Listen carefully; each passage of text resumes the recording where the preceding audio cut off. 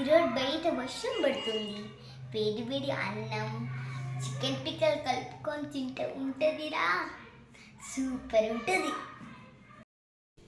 ఈరోజు మా daddy chicken పిక్కలు తయారు చేస్తున్నాడు. చికెన్ పచ్చడి కావాల్సిన పదార్థాలు ఇప్పుడు మనం ఒకసారి చూసుకుందాము. మెంతి 2 స్పూన్లు, జీలకర్ర ఒక 2 స్పూన్లు, ఆవాలు 2 స్పూన్లు, రాతి పువ్వ, అలాగే దాల్చిన చెక్క మరియు 2 స్పూన్ల మరాతి మొగ్గ, 8 గ్రామ్స్ అల్లము అండ్ 4 స్పూన్లు ధనియాలు, 2 స్పూన్లు పసుపు అండ్ 4 స్పూన్ల ఆయిల్, ఒక 100 గ్రామ్స్ ఉంటాయి. యాలక్కలు 2 స్పూన్లు, అలాగే ఒక నిమ్మకాయ సైజ్ అంత చింతపండు, మిరియాలు 2 స్పూన్లు, అలాగే ఒక 6 నిమ్మకాయలు, మిరపొడి వచ్చేసి ఒక 3 స్పూన్లు వేసాను నేను. ఇది పుదీనా ఒక 4-5 రెమ్మలు, అలాగే కరివేపాకు 4 రెమ్మలు. ఓకేనా, ఇవన్నీ మనం ఫ్రై కొద్దిగా లైట్గా వేయించి పిండిగా చేసుకోవాలి. చికెన్ ముందుగా బాగా కడిగేసి ఉప్పు అలాగే కొంచెం పసుపు వేసి బాగా మ్యాగ్నేట్ చేసి ఒక 10 నిమిషాల తర్వాత నేను అలా పాత్రలో పెట్టేసి నీళ్ళు వేయకోకుండా అలా ఒక 10-20 నిమిషాలు పొయ్యి మీద పెట్టాలి. పెట్టిన తర్వాత ఈ విధంగా తయారవుతుంది. మనం బాగా చూసుకోవచ్చు, అంటే ఉడికిందా లేదా తెలుస్తుంది. ఇలా ఉడికిన తర్వాత ఇది తీసి పక్క పెట్టుకోండి. అంతలోకి మనం మిరియాలన్నీ తయారు చేసుకుందాము. ఇప్పుడు మనం ముందుగా చెప్పుకున్న పదార్థాలన్నీ పెనంలోకి వేసుకొని దోరగా వేయించుకోవాలి. మనము గ్రైండ్లో వేసుకొని మెత్తగా పొడి చేసుకోవాలి. ఇప్పుడు మనం ఉడకబెట్టుకున్న చికెన్ని తీసుకొని ఆయిల్లోకి వేసి ఫ్రై చేసుకోవాలి అన్నమాట. ఇప్పుడు ఈ విధంగా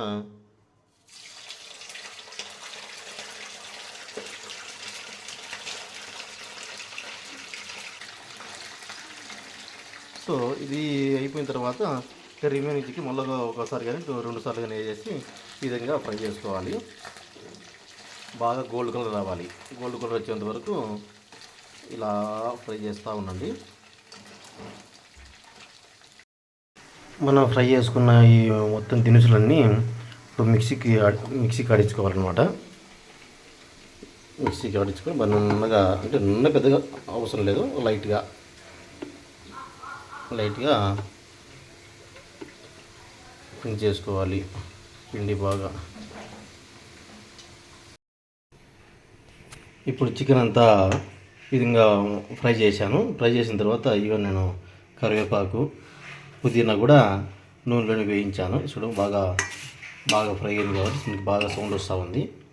ఇప్పుడు ఇంకా ఇదే ఆయిల్లోకి మనం ఇంతకుముందు మనం ఫ్రై చేసుకున్న గ్రైండ్ చేసుకున్న అల్లము వెల్లుల్లి ఉంది కదా, ఇది యాజ్ ఇట్ ఈస్గా మనం మళ్ళీ ఇప్పుడు ఆయిల్లోకి వేసి ఫ్రై చేసుకోవాలన్నమాట.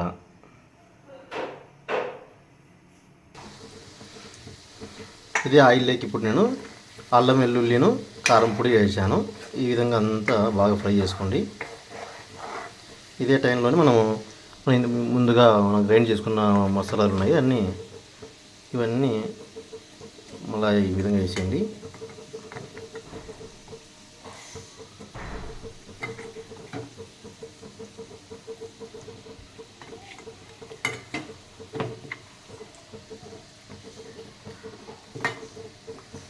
వేసుకుంటే కలిదిపడి, అదేవిధంగా ఇక్కడ మనం ఉప్పు పసుపు వేసి బాగా వేయించుకోండి.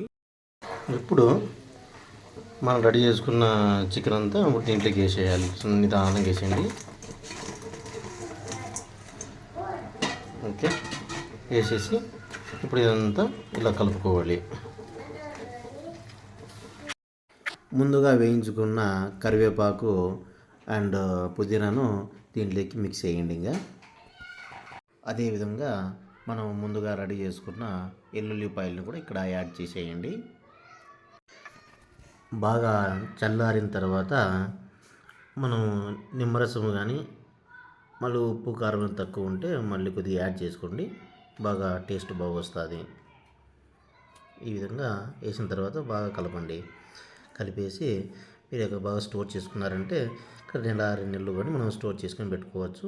మనం ఎప్పుడైనా కానీ మనం చికెన్ పికిల్ తినాలనిపిస్తే చికెన్ పికిల్ చికెన్ ముక్క